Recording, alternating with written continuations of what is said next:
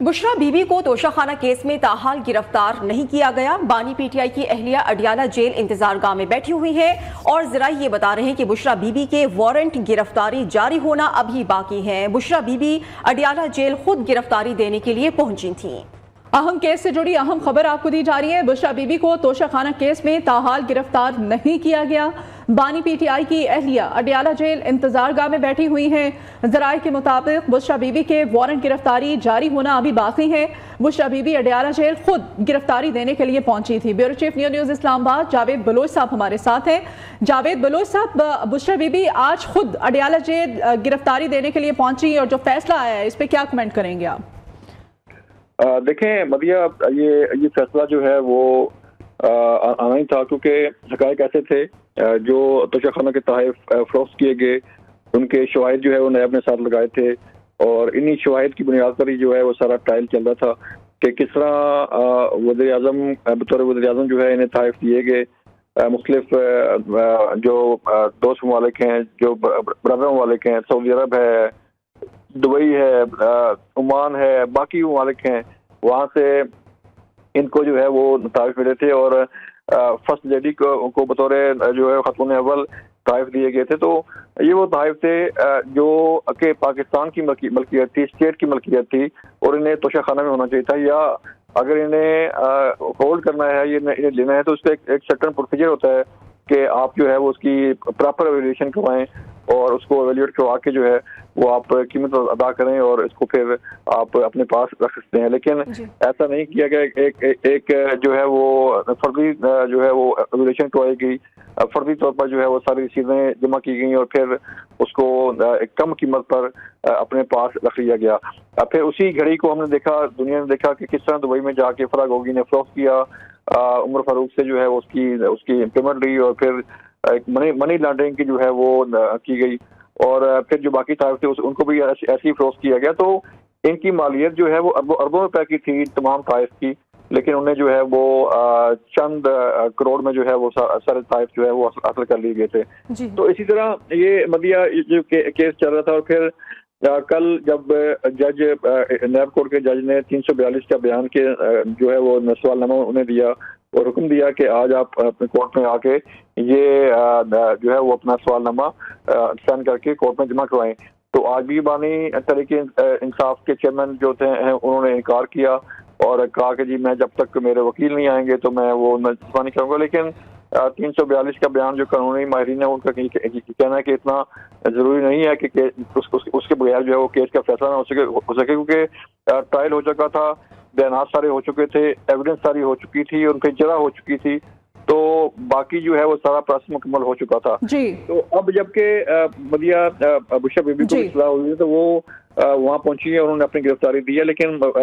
یہ پلان کیا جا رہا ہے کہ جاوید بلوچ صاحب، آپ نے بڑا کھل کر اس پر تجزیہ دیا ہے، اپنے رائے کا اظہار کیا ہے، بہت شکریہ آپ کے وقت کے لیے۔ بانی پی ٹی آئی اور بشرا بی بی پر توشہ خانہ کی چوری ثابت ہو گئی۔ بانی پی ٹی آئی اور بشرا بی بی کو 14 سال قید کی سزا سنا دی گئی ہے۔ اسلام آباد کی احتساب عدالت نے بانی پی ٹی آئی کو 10 سال کے لیے نااہل قرار دے دیا ہے، اور دونوں کو 1,57,30,00,000 روپے جرمانہ ادا کرنے کا حکم بھی سامنے آیا ہے۔ اور اسی تمام تر معاملے پر بات کریں گے، ماہر قانون حافظ حسان احمد صاحب ہمارے ساتھ ہیں، بہت شکریہ آپ کے وقت کے لیے۔ حافظ صاحب، ابھی یہ پی ٹی آئی کی جانب سے کہا جا رہا ہے، پہلے جو آفیشیل سیکرٹ ایکٹ کا فیصلہ آنا، آج توشہ خانہ کا جو فیصلہ آنا، کہا جا رہا ہے کہ بہت جلد بازی میں یہ فیصلے دیے گئے ہیں، اور اب انہوں نے کہا ہے کہ وہ ہائی کورٹ سے رجوع کریں گے۔ قانونی طور پر ان کے پاس کیا آپشنز کیا ہیں، اور کس طرح کا وہ قانونی طریقہ جو اختیار کر سکتے ہیں؟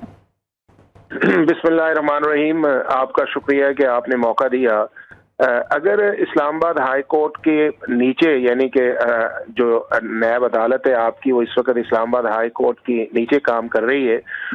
اگر کوئی بھی وہ فیصلہ کرتی ہے، جس طرح اس کیس کے اندر ایک فیصلہ آیا ہے، یہ کل ایک سائفر کا فیصلہ آیا ہے، تو اس کی اپیل جو ہے وہ کرمنل پروسیجر کا جو سیکشن 417 ہے اس کے نیچے فائل کی جائے گی، اور اسلام آباد ہائی کورٹ ہی اس کی جوریزڈکشن ہے، اسلام آباد ہائی کورٹ ہی اس کو کاگنیزنس لے گی، اور اگر اس اپیل کے ساتھ سسپینشن آف سینٹینس سیکشن 426 کے نیچے موو کی جاتی ہے تو عدالت اس چیز کو فیصلہ کرے گی، اور بہت ساری ایسی ججمنٹس ہیں کہ جس کے اندر عدالت جو ہے وہ سسپینشن آف سینٹینس کر دیتی ہے۔ لیکن اس سارے کیس کے 3 ایسپیکٹس ہیں، ایک ہے اس کا لیگل ایسپیکٹس، ایک دوسرا اس کا پروسیجرل ایسپیکٹس ہے، اور تیسرا اس کا پولیٹیکل ایسپیکٹ ہے. اب لیگل ایسپیکٹس پہ جایا جائے تو اس کے اندر کیس یہ فائل ہوا تھا کہ آپ نے ایز اے پرائم منسٹر کے طور پہ جو آپ کو گفٹس آئے تھے ان کو آپ نے پہلے ڈکلیئر نہیں کیا, اور جب آپ نے ڈکلیئر نہیں کیا تو جب آپ نے اس کو ریٹین کرنے لگے تو جو پروسیس آپ نے اڈاپٹ کیا جس کے اندر ان کی ویلیو والا تھا وہ آپ نے انڈر ویلیو کی, اور اس سے ایک ایکسچیکر کو جو ہے وہ لاس آیا, اور آپ کے اوپر سیکشن 9 کا ایک جو چارج تھا انہوں نے سیکشن 18 کا ریفرنس فائل کیا, اور سیکشن 9 کے نیچے جو ہے وہ سزا آئی, اور وہ سزا جو ہے وہ 14 سال قید جو اس لا کے اندر لکھا ہے, اور 10 سال کی ڈسکوالیفیکیشن ہے جو سیکشن 15 کے نیچے نیب آرڈیننس کے اندر ہے. لیکن جو امپورٹنٹ چیز میں سمجھتا ہوں اس چیز کے اندر یہ ہے کہ وہ جو پولیٹیکل اسٹریٹجی تھی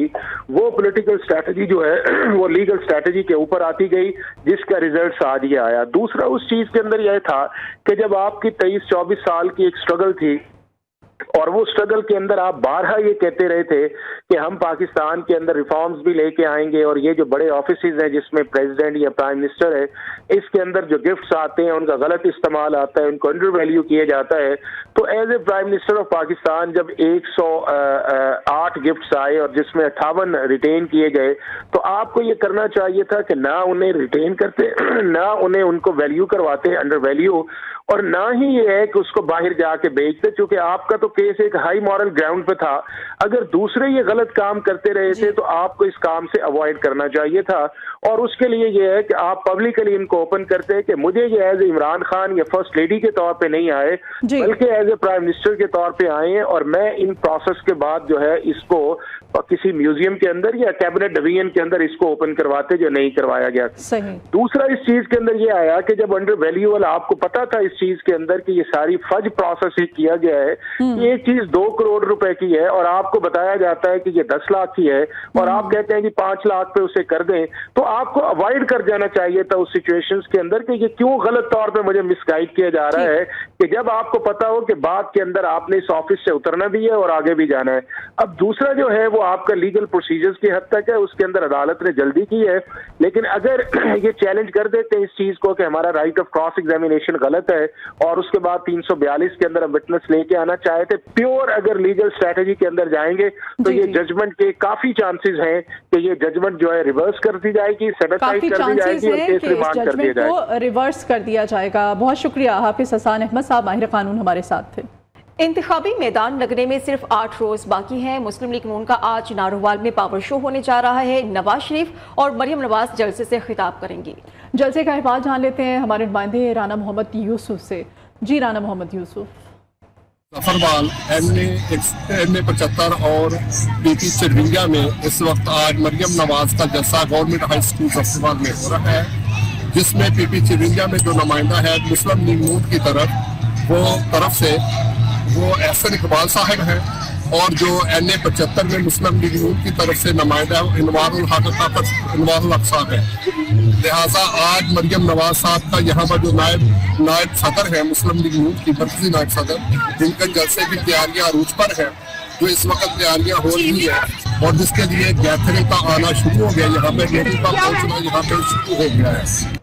بہت شکریہ آپ کا. پیپلز پارٹی آج خیبر پختونخوا کے ضلع مالاکنڈ میں پاور شو کرے گی. بلاول بھٹو زرداری جیالو کا لہو گرمائیں گے. جلسے کی تیاریوں کی صورتحال کیا ہے یہ ہم جانیں گے اپنے نمائندے رفیع اللہ پردیسی سے.